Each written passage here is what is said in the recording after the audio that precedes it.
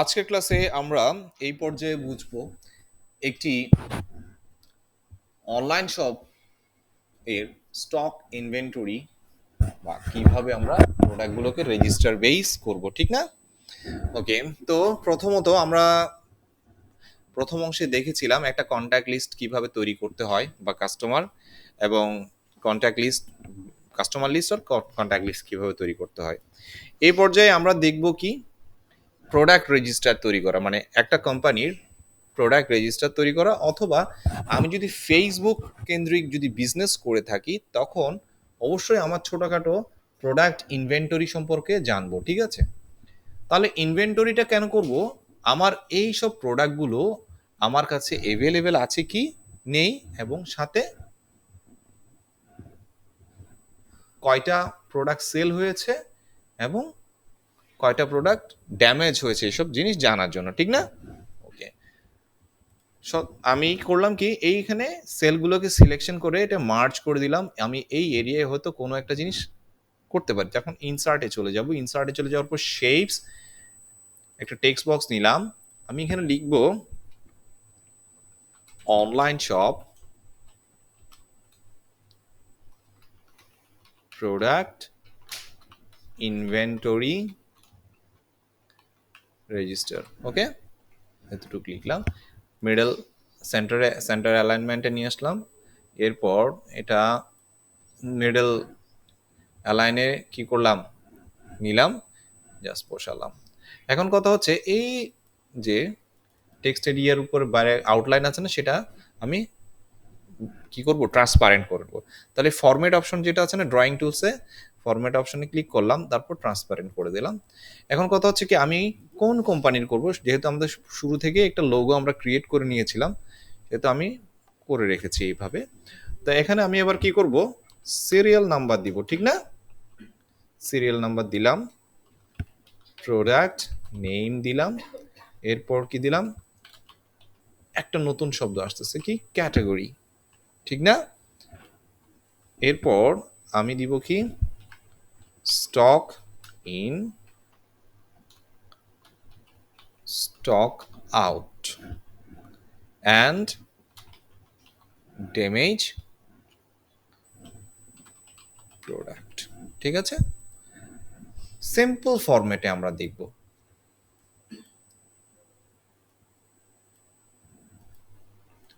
Serial number দিলাম, product name দিলাম, category দিলাম, stock in, stock out, damage. এখন কথা হচ্ছে কি আমি এখানে কোনো প্রাইস দিয়েছি, কিন্তু আমাদের প্রাইসটা রাখা ম্যান্ডেটরি, ঠিক না? কারণ আমি যে প্রোডাক্টটার প্রাইস দিতে চাচ্ছি সেই প্রোডাক্টটার প্রাইস যদি আমি দিতে না পারি তাহলে হবে না। এখানে কথা হচ্ছে কি ড্যামেজ প্রোডাক্ট দিলাম, স্টক ইন, স্টক আউট এতটুকু দিলাম, ঠিক না? আমি জাস্ট ইনভেন্টরি রেজিস্টার, আর কোনো কিছু না। এরপর এখানে আমি কি দিব, product on, product in hand, মানে কয়টা প্রোডাক্ট অ্যাভেলেবেল না,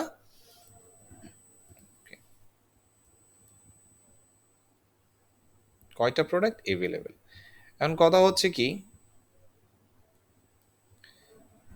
এই জিনিসটা আমরা করলাম, এখন কথা হচ্ছে কি প্রোডাক্টস ইন হ্যান্ড, ঠিক আছে, অথবা অ্যাভেলেবেল প্রোডাক্ট বলতে পারি না,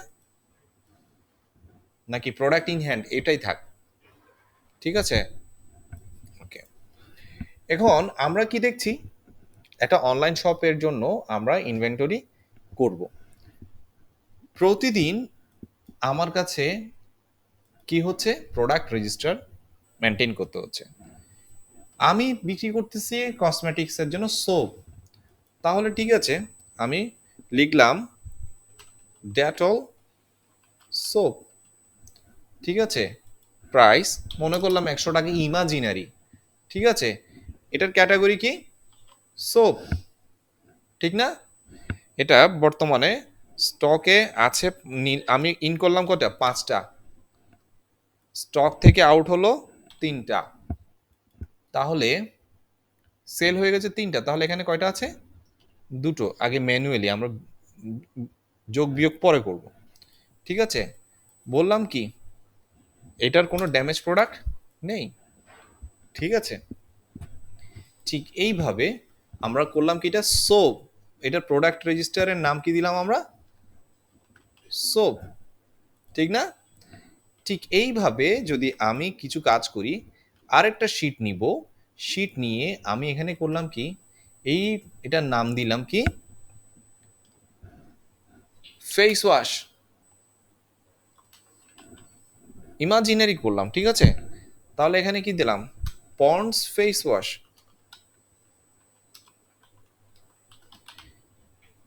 তবে সবচেয়ে মজার কথা হচ্ছে কি, আমি পন্ডস ফেস ওয়াশ আর যাই করি না কেন বা এটা করি না কেন, এটা একটা লঙ্গার প্রসেস, এখান থেকে কাজ করে আনা অনেকটা কঠিন হয়ে যায়, ঠিক না? এতগুলো শিট মেনটেন করা, ঠিক না? সে সময় আমাদের দরকার হতে পারে কি একটা stock inventory software, first of all.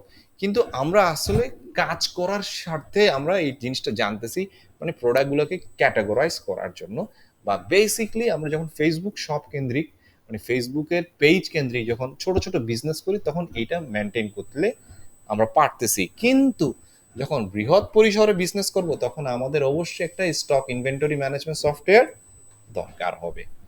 তাহলে এখানে এটার ক্যাটাগরি কি, ফেস ওয়াশ, আমরা এইভাবে দিয়ে রাখলাম।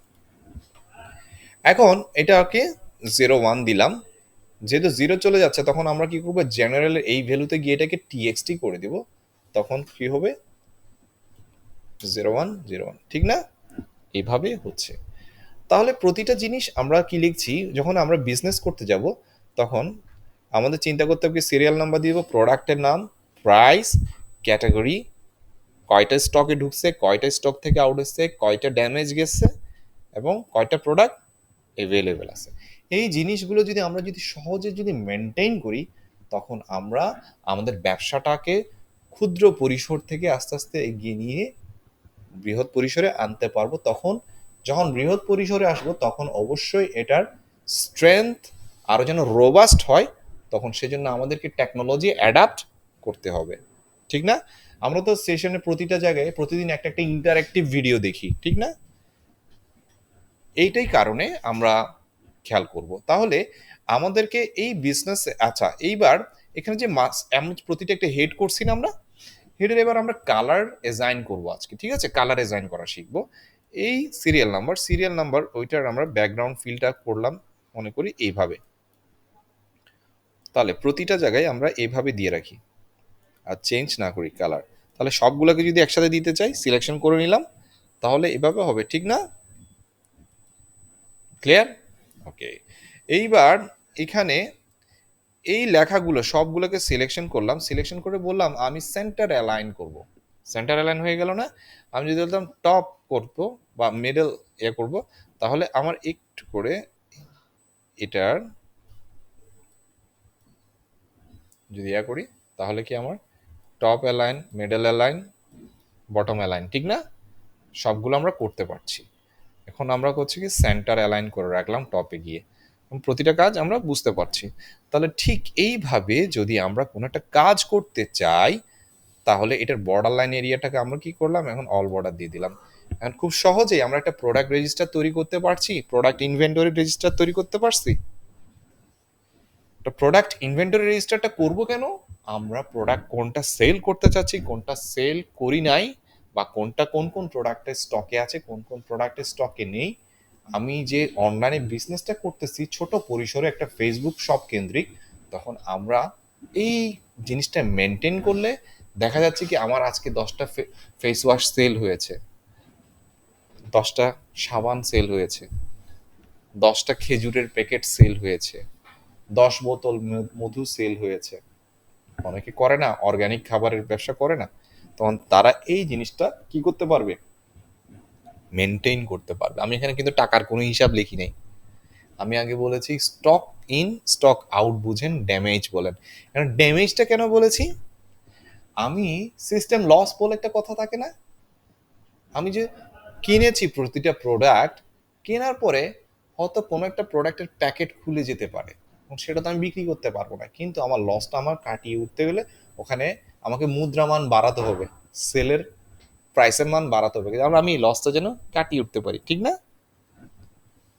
তাহলে আমাকে অবশ্যই খেয়াল করতে হবে ড্যামেজ প্রোডাক্ট রেজিস্টার, অথবা সে কোম্পানিকে যদি আমি বলি আপনার এই প্রোডাক্টটার কয়েকটা প্যাকেট খুলে গেছে, আমাকে এগুলো রিপ্লেস করেন, তখন ড্যামেজ প্রোডাক্ট রেজিস্টারটা আমাকে মেনটেন করতে হবে না, কয়টা কোয়ালিটি মেনটেন করতে হবে না, ফর কোয়ালিটি অ্যাসিউরেন্স আমরা যদি এইভাবে যদি মেনটেন করি তাহলে কি হবে, আমরা ক্ষুদ্র যারা উদ্যোক্তা তারা আস্তে আস্তে সুপরিসরে নিজের বিজনেসটা কি করতে পারবো, অনলাইনে সাস্টেইন করাতে পারবো। ঠিক আছে, এগুলো আসলে অনেকটা বেসিক জিনিস, কিন্তু আমরা এই বেসিক জিনিসগুলো কি করি, ভুলে যাই, ঠিক না? কিন্তু এইভাবে যদি আমরা যদি মেনটেন করি তাহলে আমরা কি করতে পারবো, কাজ করতে পারবো না, তাহলে আমরা এটা শিখে ফেলেছি। Thank you.